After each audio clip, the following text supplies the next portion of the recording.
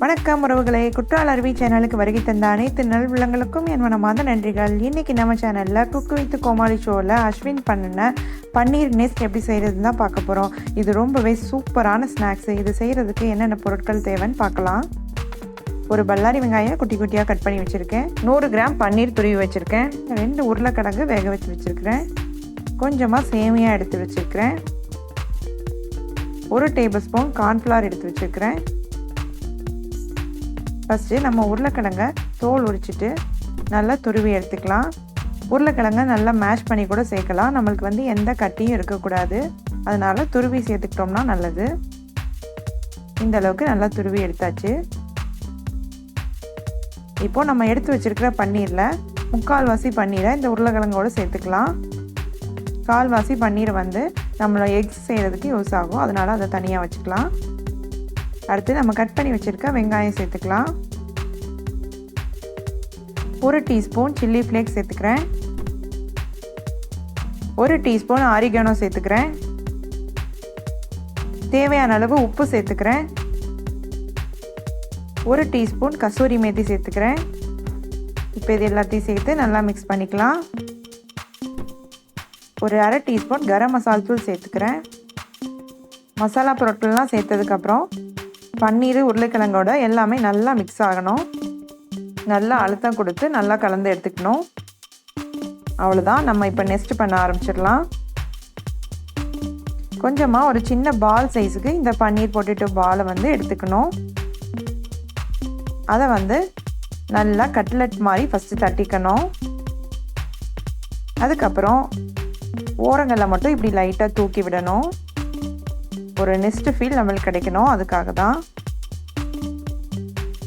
நம்ம பன்னீரும் பொட்டேட்டோ சேர்த்துருக்கனால ரொம்ப சாஃப்டாக இருக்கும், அதனால் பார்த்து செய்யணும்.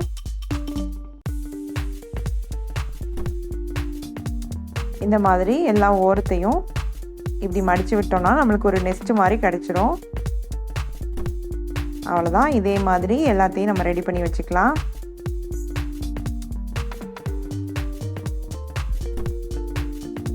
இப்படி அந்த மாதிரி ஓரத்தில் பண்ணும் போது வெடிப்பு வராமல் பார்த்துக்கோங்க.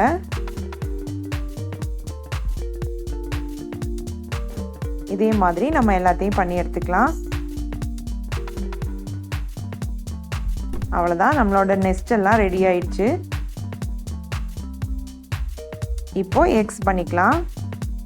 நம்ம மீதி எடுத்து வச்சிருக்கிற பன்னீரில் 1 டீஸ்பூன் கார்ன்ஃப்ளவர் மாவு சேர்த்துக்கலாம்.